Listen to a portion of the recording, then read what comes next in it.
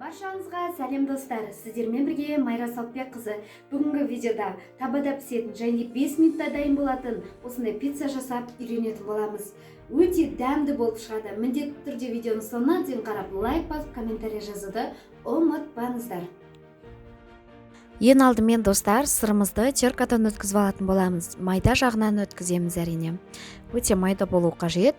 Ал енді біздің саңырауқұлақтарымызды дәл осындай бөліктерге бөліп турайтын боламыз. Менде бұл консервадағы, яғни маринадталған саңырауқұлақ. Кез келгенін қолдана аласыздар.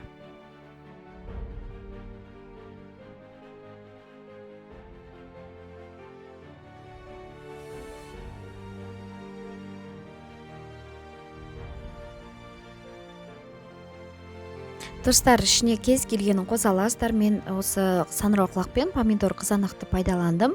Дәл осындай бөліктерге бөлеміз. Жартысы ғана жеткілікті. Енді таза табағымызға жұмыртқамызды саламыз. 2 штук жұмыртқамызды және де шым-шым тұзымызды. Оның үстіне біздің 2 қасық майонезімізді қосамыз. Және де сұйық майымызды қосатын боламыз. 2 қасықтан қосылады тоже. Енді араластырамыз. Кейін кішкене ғана шым-шым біздің содамызды салатын боламыз. Шанышқының көмегімен араластырсаңыздар жеткілікті. Ұнымызды көз мөлшерімен салатын боламыз. Ақырын ұнымызды сала отырып араластырамыз. Қатты сұйық емес, қатты қою емес. Бізде осындай қамыр шығуы қажет. Қазір видеода көрсем, тағы да кішкене салып араластырып. Дәл осындай болу қажет. Енді қызып тұрған табамызға құйып, осылай барлығын жайып құйып алатын боламыз. Жақсылап бір тегіс етіп жайып шығамыз. Астында менде табада байқасаңыздар, кішкене ғана майы бар. Енді біздің қызанағымыз бен саңырауқұлағымызды орналастырамыз. Кез келген пайдалана аласыздар достар. Мен осындай саңырауқұлақ пен қызанақты пайдаландым. Осылай бетіне барлығын салып шығамыз.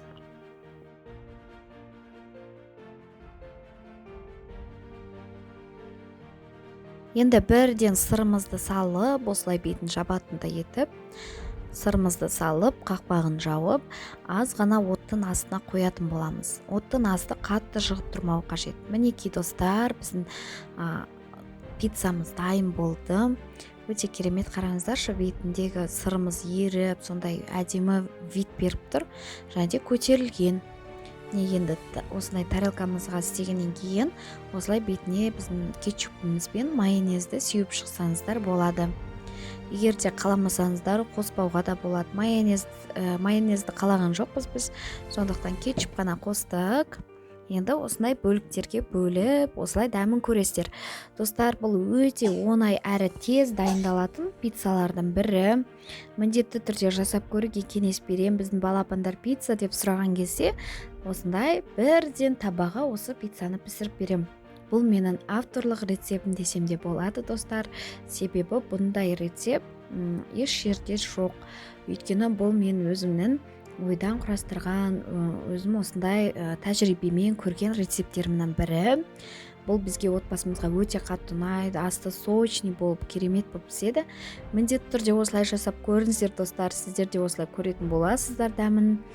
Біздің отбасымызға өте қатты ұнайтын пиццалардың бірі.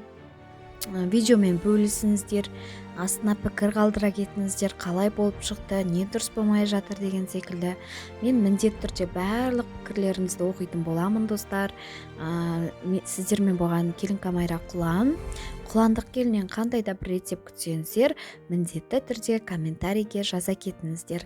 Мен міндетті түрде сол бойынша келесі рецепттерді дайындайтын боламын. Және де достар, менің артымнан көптеген рецепттерді көре аласыздар.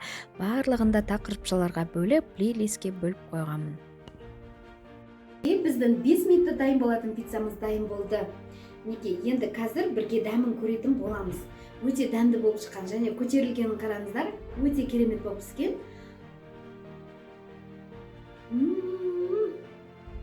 Дәмі сондай керемет. Міндетті түрде жасап көруге кеңес беремін.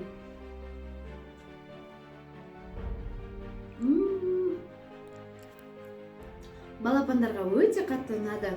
міндетті түрде жасап көріңіздер. Керемет болып шығады. Сіздермен болған Келінка Майра Құлан.